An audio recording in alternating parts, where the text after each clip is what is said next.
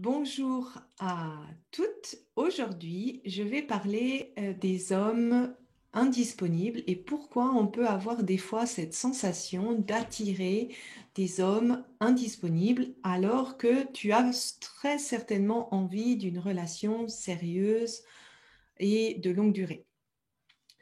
Et donc, les hommes indisponibles, déjà, qu'est-ce que c'est? Pour moi, il y a deux catégories. Donc, la première catégorie, c'est quand on te dit, ben, je vis une situation compliquée dans mon couple, je veux bientôt me séparer, ça va plus.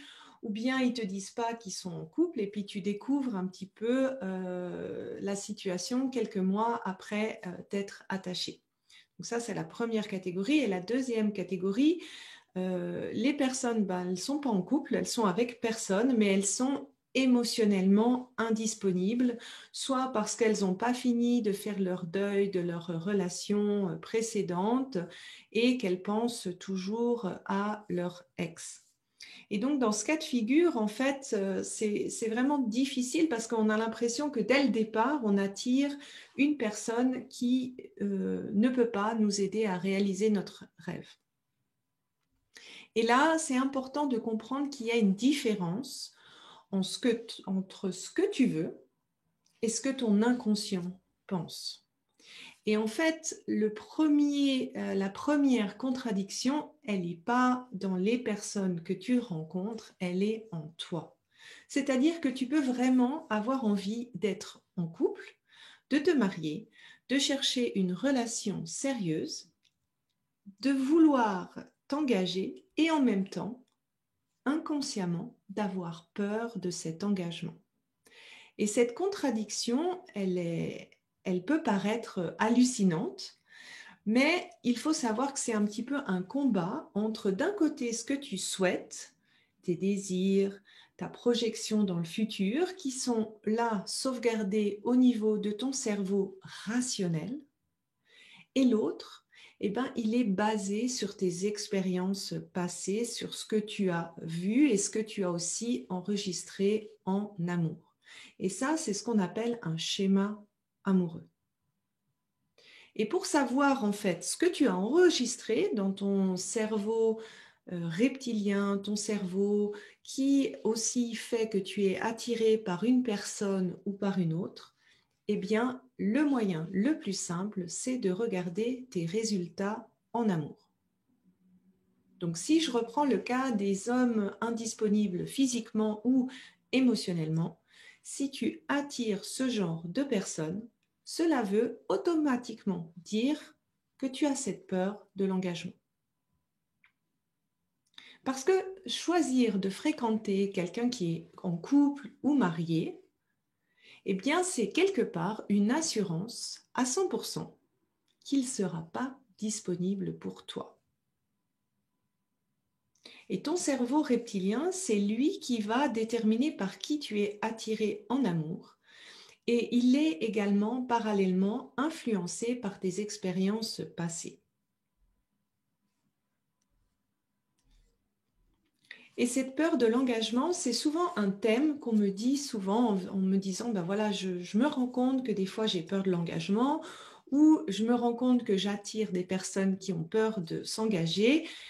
Sandy, occupe-toi de ma peur de l'engagement.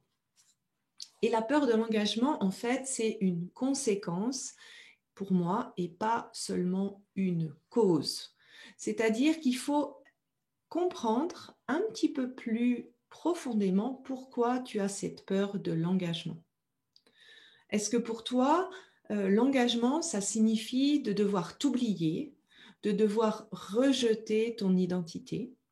Est-ce que pour toi, l'engagement, bien sûr, inconsciemment, ça peut signifier pour toi d'être blessé, d'être trahi, ou bien d'être abandonné, humilié ou non respecté?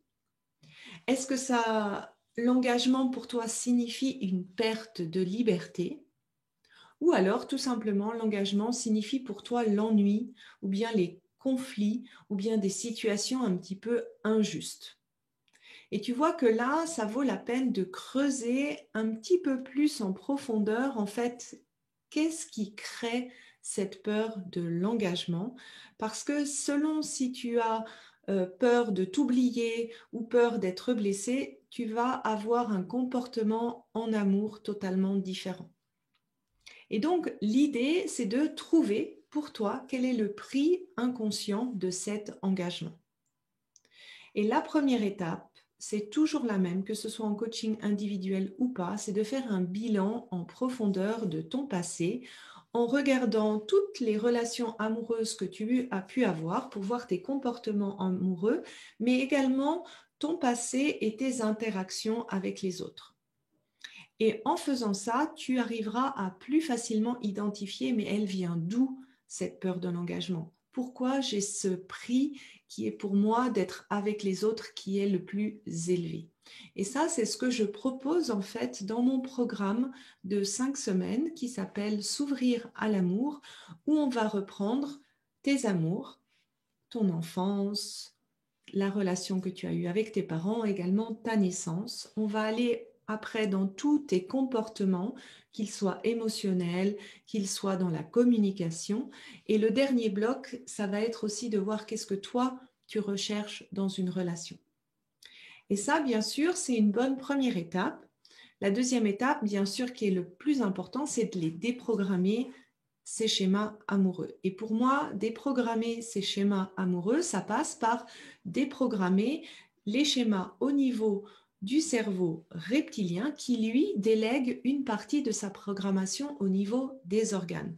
C'est ce qui va faire que finalement, tu ne vas plus être en combat avec ces deux cerveaux et que tu vas pouvoir dire, bah oui, moi, je veux quelqu'un qui veut s'engager et tu vas réellement être attiré par une personne qui a envie de s'engager.